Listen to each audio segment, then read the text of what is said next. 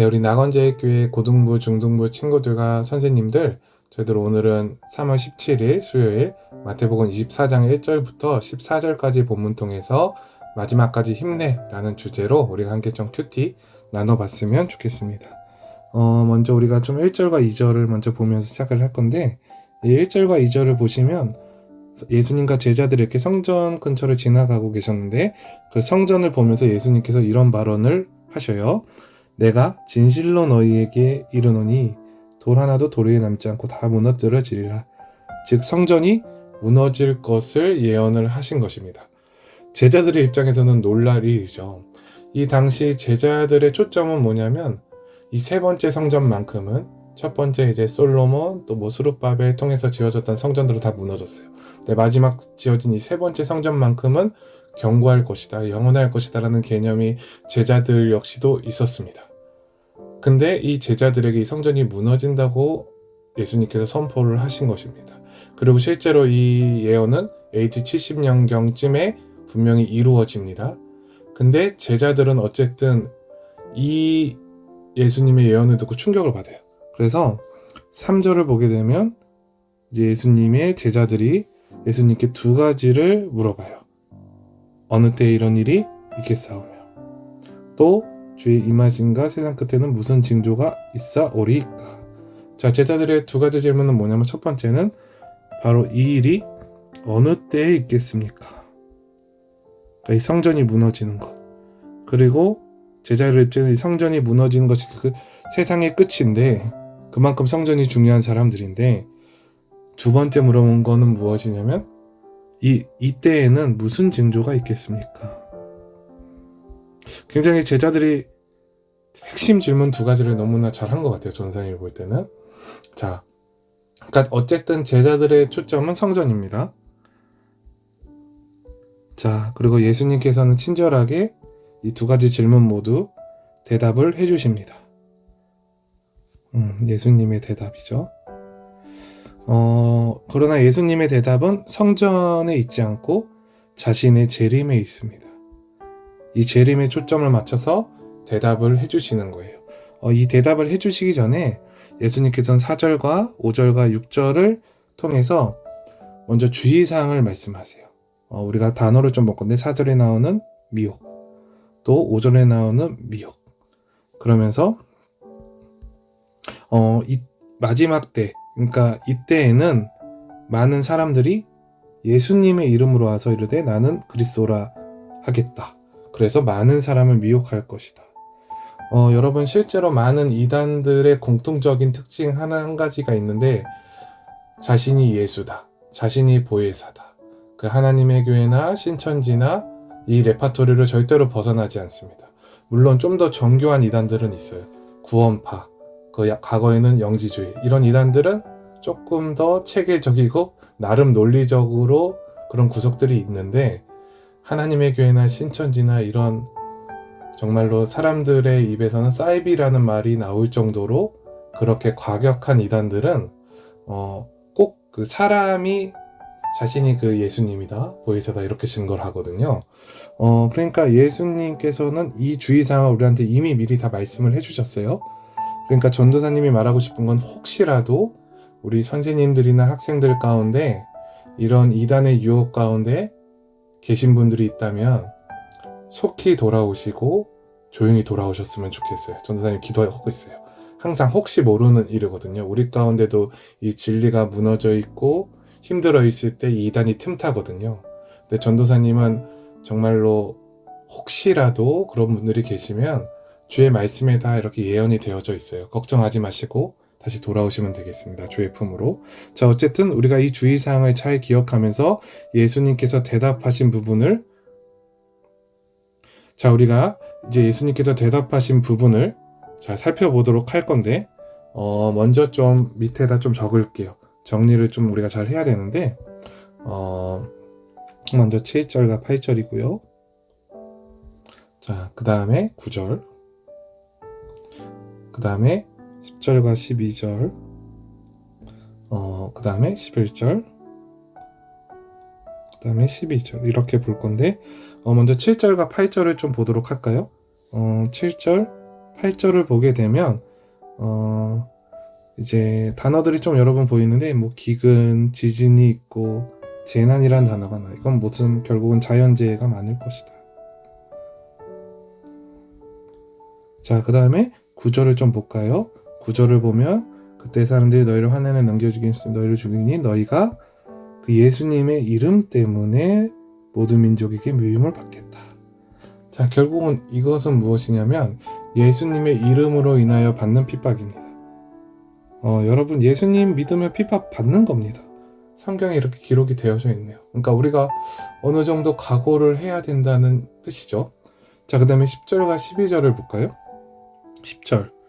그때 많은 사람이 실족하게 되어 서로 잡아주고 서로 미워하겠으며. 서로 잡아준다는 건 서로 이렇게 막 고발하고 신고하고 서로 막 넘겨주고, 그러니까 서로 잡아준다는 게 흔들리는 걸 붙잡아준다 이런 뜻이 아니에요. 안 좋은 뜻이죠.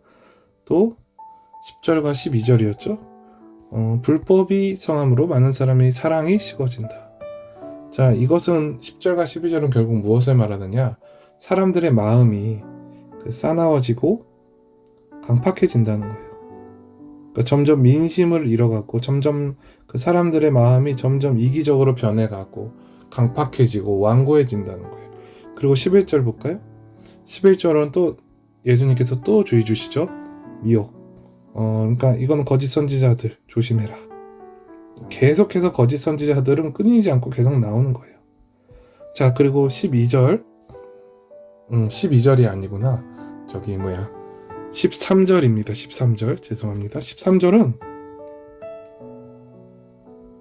결론적은 이 모든 그 어려움을 끝까지 견디는 자는 뭘 받아요? 구원을 받는 거예요.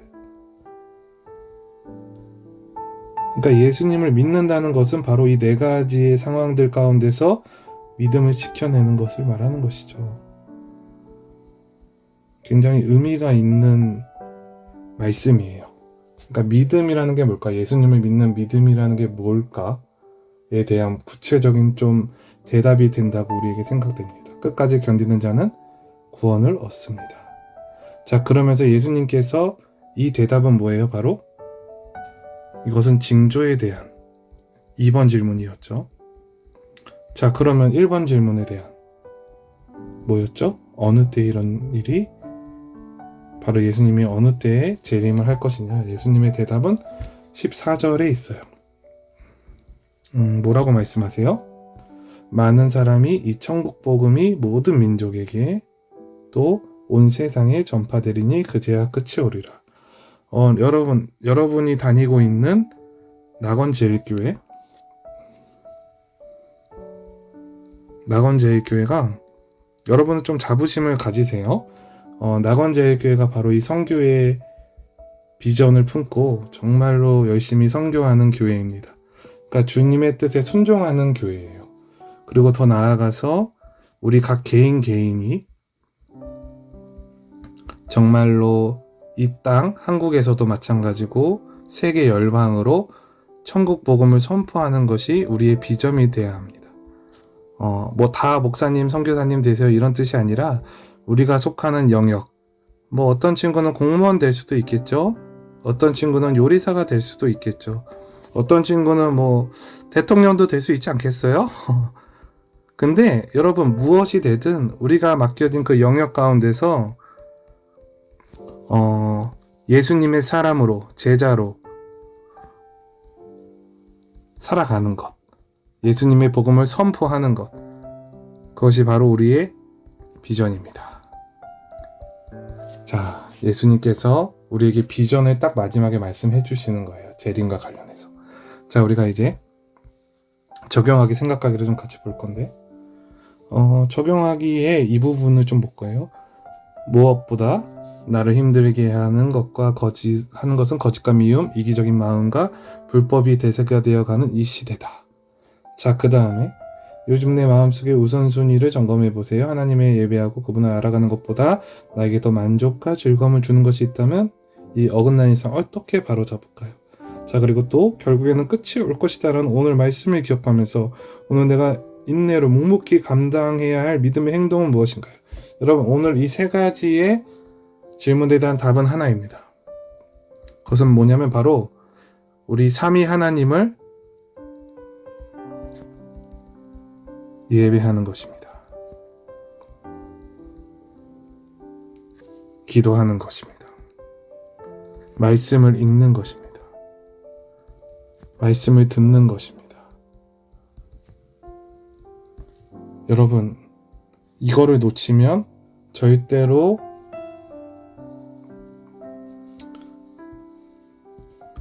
이 네 가지를 버텨낼 수 없어요. 즉, 믿음을 지켜낼 수 없는 거예요. 여러분, 아주 쉬우면서 아주 어려운 거예요. 계속해서 예수님을 예배하고 하나님을 예배하고 성령님을 예배하고 그분들을 초청하고 그분들이 나의 주인이 되어지고 그것은 결국 예배예요. 기도하고 말씀을 읽고 듣는 거예요. 다른 게 없어요. 너무너무 중요한 거예요. 이 진리를 사수해야만이 우리가 아까 말한 이 세상의 거짓과 미움, 이기적인 마음, 불법, 또 내 안에 있는 욕심, 내 안의 본성, 그 모든 세상의 제약, 이 모든 것들로부터 승리하고 거짓 선지자들로부터 우리가 미혹당하지 않고 주님께 온전히 그 서는 날 주님께 기쁨으로 안길 수가 있는 것입니다. 우리가 그날을 기대하면서 우리 공동체가 기쁨으로 끝까지 믿음을 지켜내는 또 오늘 하루, 또 평생이 됐으면 좋겠습니다. 기도하겠습니다. 사랑이 많으신 하나님 아버지, 저희들 세상 끝날까지 믿음을 지켜내게 하여 주시옵소서. 저희들 주님을 평생토록 예배하고 찬양하고 또 주님께 기도하고 주의 말씀을 읽고 묵상하고 들으며 끝까지 그 주님이 다시 오실 그날을 바라보며 믿음으로 견고하게 서기를 소망합니다. 감사합니다. 사랑합니다. 예수님의 이름으로 기도합니다. 아멘.